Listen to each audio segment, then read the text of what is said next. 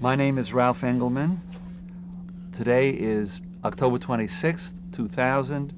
I'm conducting an interview for the Archive of American Television with Morley here in New York City. Go ahead. I'd like to begin by briefly asking some question about your early years and influences. What was your name at birth? Morley Safer. Any nicknames? No. Morley was such an unusual name. I mean, even then, that they couldn't come up with a, mercifully, my school chums couldn't come up with a way of reducing it. When and where were you born? I was born in Toronto on November 8th, 1931. And did you grow up there? I grew up, went to public school, went to high school, went to college for weeks only, dropped out, and because I wanted to be a journalist, and I figured the only way I could learn to be a journalist was to be a journalist. What was your father's name, and what kind of work did he do? My my father was Max Safer. He had a little upholstery manufacturing shop, pretty much a one-man band, occasionally two casual help, but that was pretty limited horizons. Mm-hmm. And your mother? My mother was Anne, and my father was born in Austria. My mother was born in England. Her name was Anne Sarah Kahn.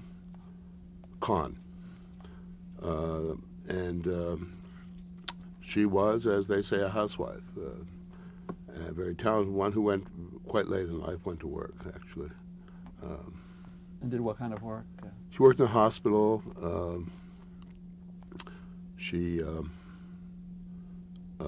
ran the kind of sewing and that sort of thing for the hospital. Do you have any sisters or brothers? A sister who was a nurse, public health nurse, who then went and got her master's and then her doctorate and became a professor of English. Her name? Esther, and she's retired from that. A very lively, active woman. I got a brother, Leon, who was a numismatist, also retired from that. Both of them are older than I, and both very lively, very with it, very engaged in the world.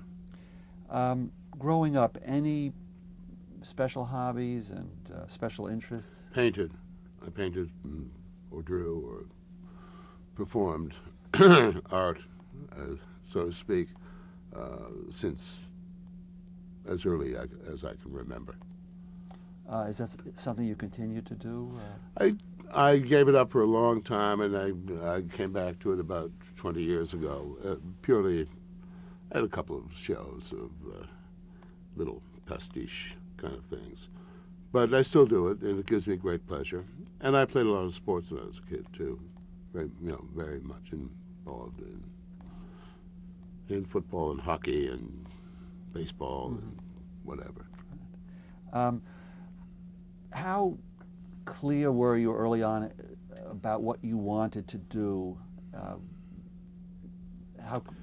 early did you have a sense that journalism was something you were interested in? Were you interested in current affairs as a Probably, I would say from the earliest teens, from 12, 13, 14. As much as I enjoyed painting and the satisfaction that it gave, I knew I wanted to be involved in something a little less sedentary than that. And I had been. I'm a child of World War II. World War II is the event in my life, and my memory of it. And I think probably for most people of my age, late 60s, whatever. And in Canada, where we had been at war since September 1939, it was the central fact of everyone's life in those 4-6 years almost. Mm-hmm. So I think the war having this profound impact on people of my generation, that war. And at that war seemed much closer to home, I think, for a kid in Canada than it probably was for kids in the United States. First of all, it was a couple of years later. It was a big, America was is a big, powerful country. We were this far end of the British Commonwealth, or even Empire was at that point. And we really felt involved, and one was aware of it. The streets were empty of men in what seems, in retrospect, overnight. So what the point I'm getting to is that kind of engagement where we were reading the papers with, even as children, with great interest and with a million questions. And that was, I think, my first really, and I was only 8 or 9, but I remember it vividly, those early days of the war. One's first engagement with journalism as something more than what merely turned up on the doorstep every evening or every morning and evening, as it turned out, because we were following the progress of that war and the advances and the disasters with more than just ordinary interest. One felt right near the edge of it. Did you have any family in Europe? My father's family, of course, was in remnants of that family, and they were all gone. They were all lost in the war. What newspapers were read in your household? Well, the two of the Toronto papers, the Toronto Star, and sometimes the Toronto Globe and Mail. The Star was the liberal paper. The Telegram was conservative, as was the Globe and Mail in those days. But the Star also had a very big, very worthy international staff. So we were interested in international news. I mean, my father certainly was, and my mother. So we took the Star, and that was our main source of news. Mm-hmm. Plus, of course, radio, CBC radio, which was not unlike the BBC radio at that time. And indeed, we used to get the BBC Overseas Service would come on twice a day with a very long news bulletin. Again, all war news. Right. What high school did you attend? I went briefly to Harvard Collegiate, and then to a place called Bloor Collegiate, because we moved house, where I was less than a brilliant student. Did you attend college? I went to the University of Western Ontario for a matter of weeks. Why only a matter of weeks? I felt frustrated by it. I felt that I was not getting on with my life and the thing I wanted to do. I wanted to be a reporter. It was the only thing I wanted to be, and I didn't think they were preparing me.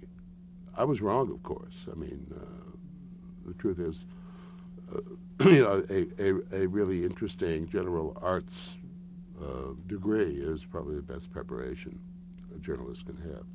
But I was young, and I was restless, and I was frustrated, and I wanted to get out and do it.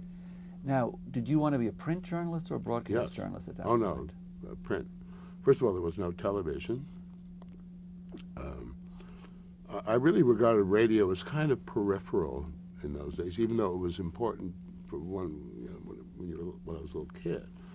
No, it was print journalism, and perhaps like a lot of people of my generation, we were great readers in our house, all of us, and by that point, by 17, 18, I'd read everything of Hemingway's, and of course, he to a lot of people of that generation was the exemplar. I mean, the adventurer, the journalist, who used journalism to become the quote-unquote greatest novelist of his time.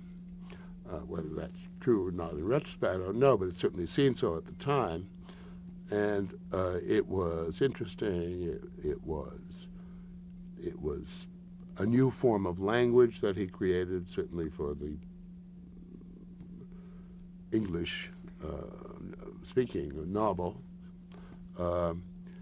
And not unrelated to his work as a journalist. And indeed, and of course, Hemingway had worked for the Toronto Star, was one of the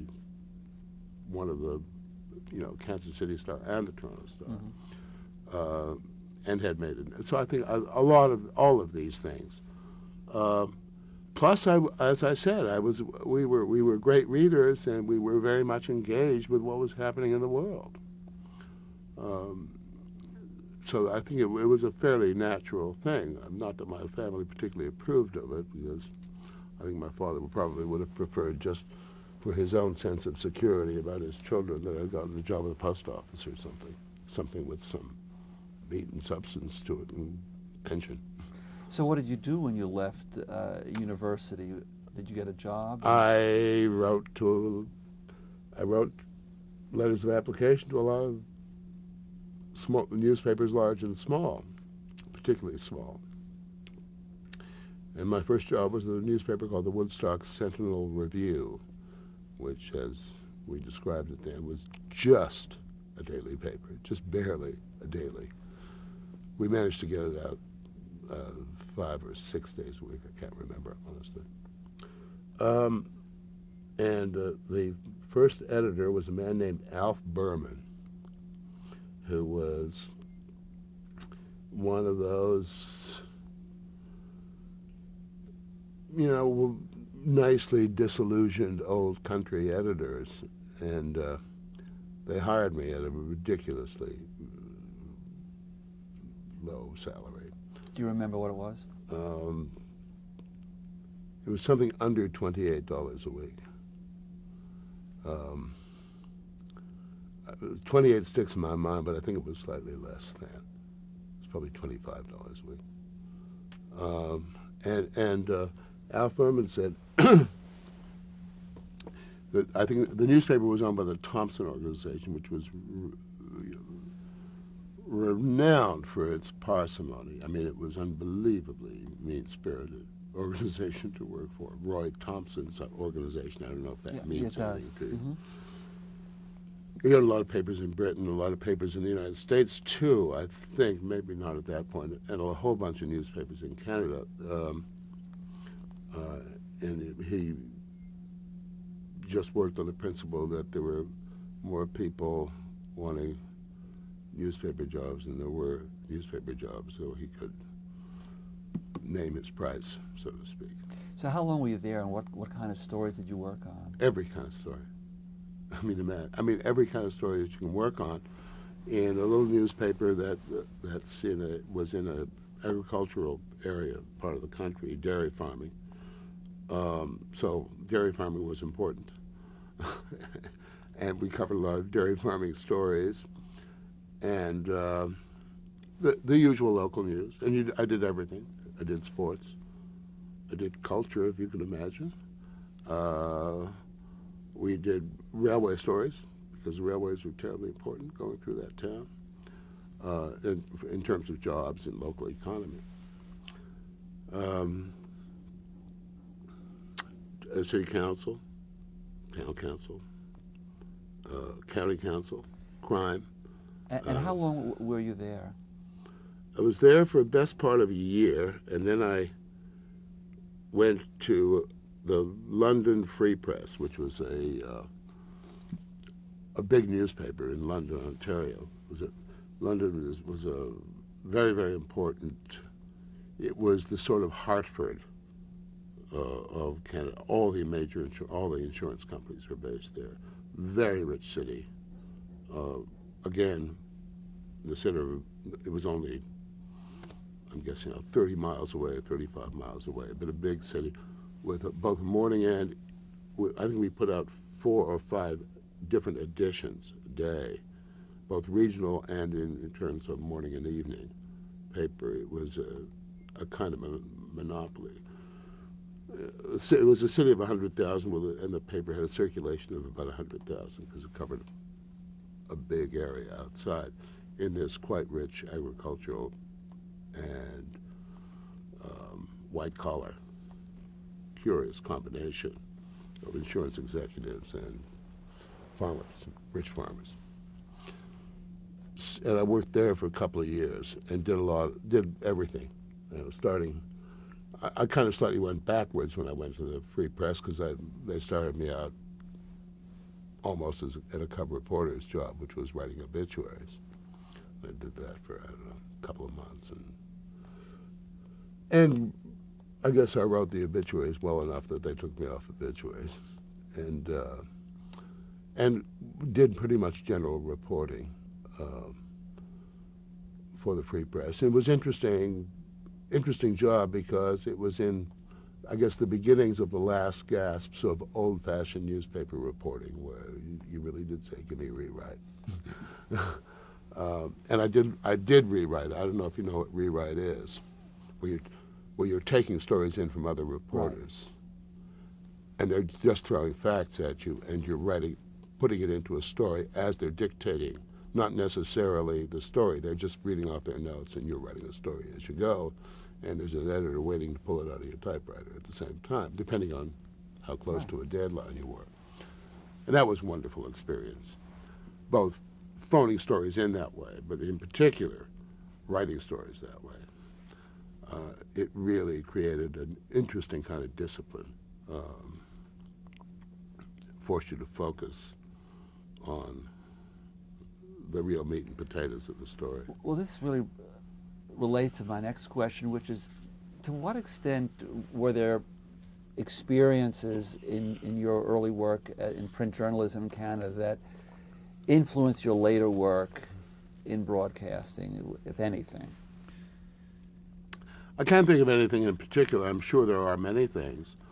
I think it was certainly respect for the language. I think I learned that early on from really good, tough editors. I think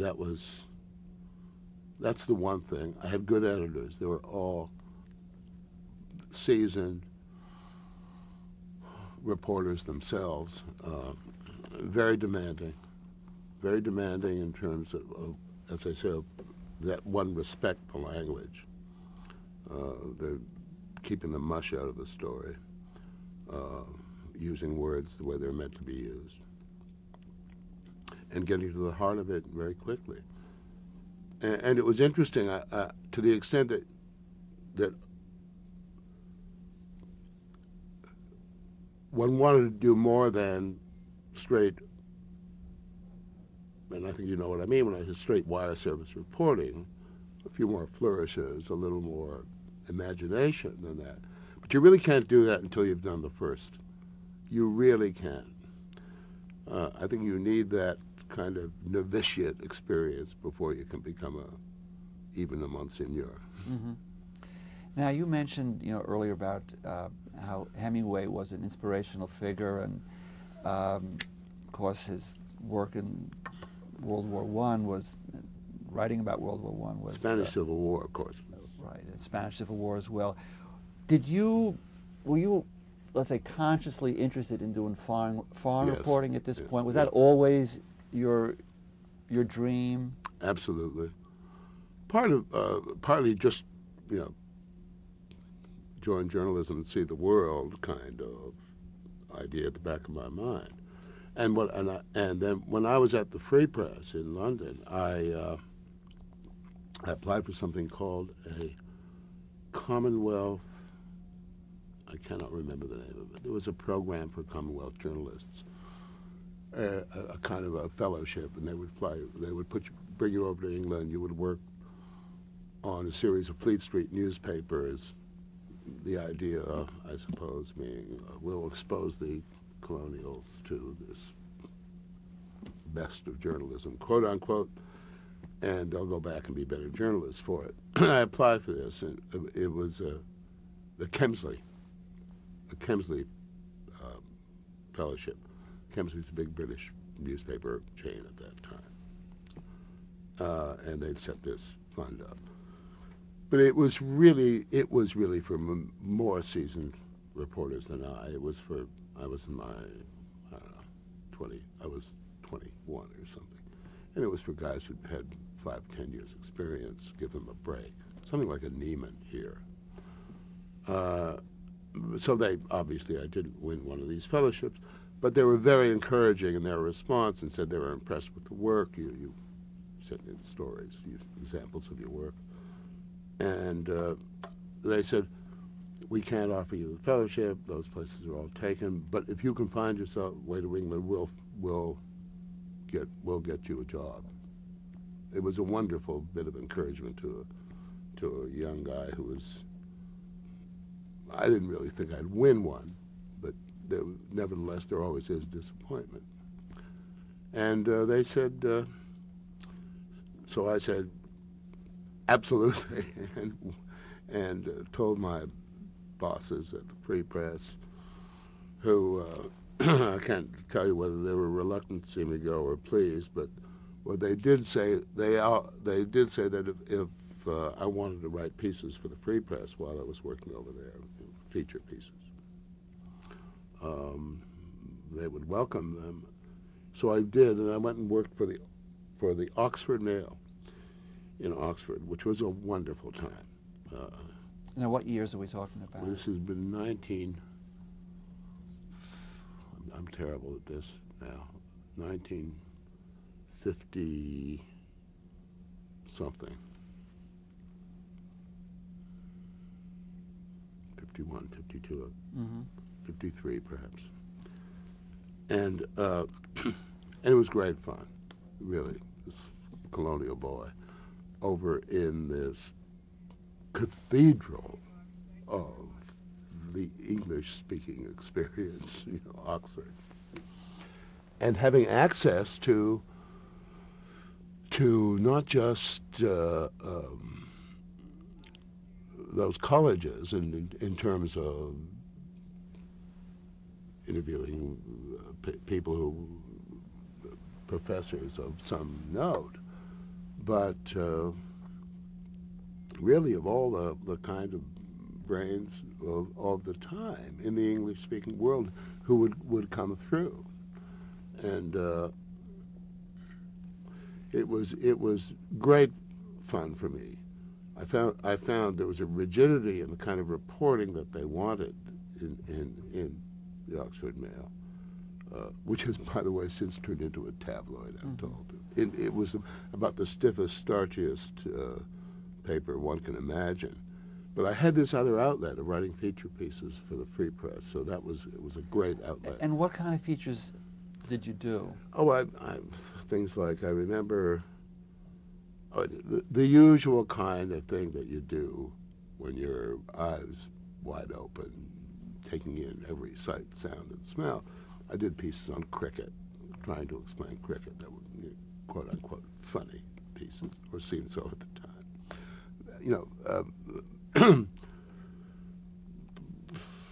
Pieces on the nature of English county life, which are themselves amusing, or even academic life, which is even more amusing, as you know.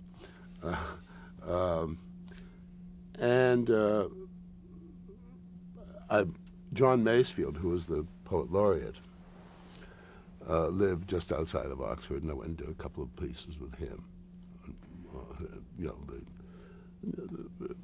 The man who wrote the poetry of one's childhood, of, we must go down to the sea again, to the lonely sea in the sky, and all ask is a tall ship and a star to steer her by, and all of this wonderful lore, especially for, as I say, a colonial like myself. And it was great fun. Well, it seems interesting, you're doing that feature work. I mean, given the fact that 60 Minutes is a magazine, it has a feature-like quality, some of the great stories that you've done there. And so it's interesting that you had that experience so early, that opportunity to develop those kinds of stories. Let me give you an idea of what the Oxford Mail was like, just in a tiny little anecdote.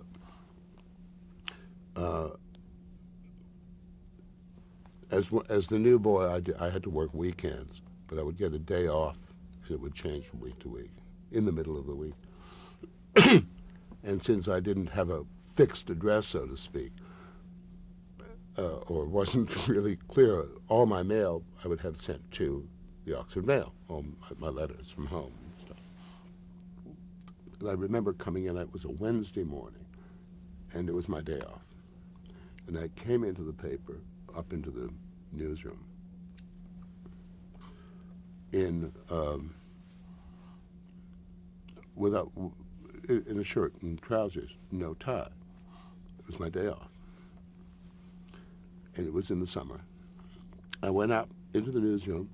We had a little pigeonhole, took my mail, and left. I didn't want to hang around in case they'd nail me to work. When I came back the next day, Thursday morning, and checked my pigeonhole, there was a note from the editor, Mr. Harford Thomas.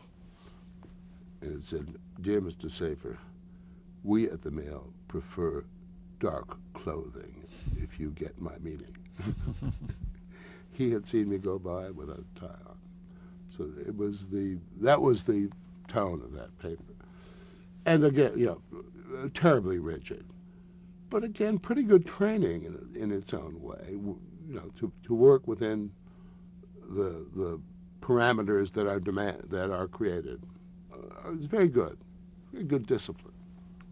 And from there I went, I figured my time is up in county journalism, and I want to move on to London. London was London after all. Then I think really the way New York is, it was the center of the universe, at least to this colonial boy it was. And I got a job at Reuters, which was, again, one of those places like the Thompson Organization that could get anybody they wanted as long as it was cheap. And we were cheap. But it was the Fleet Street, more or less the Fleet Street minimum, so that wasn't too bad. It was 19 guineas a week. 19 guineas was 19 pounds and 19 shillings, which was 1 shilling short of 20 pounds. And I worked on the central desk there, mainly nights, mainly overnights. I never, ever in my life want to do that again. But again, wonderful training. I mean, this was my master's degree, if you like. All right, let me now turn to broadcasting and the world of television, and just end this segment by asking you, when was the first time you saw television, if you recall? The first time I saw television, actually, when I was still working at the London Free Press, because this very rich organization owned the big radio station in town and had just opened television. So that must have been, I guess my years, 1950, maybe 2 or 3, I guess. And it was quite primitive. I mean, it was maybe a little, maybe they had been in business. It had no impact. I mean, that's why I can't give you a precise It had date. no impact on you? No, not particularly. None at all. Because it was, news was so rudimentary? Rudimentary. I mean, it wasn't much. All right. I think this is a good place to stop.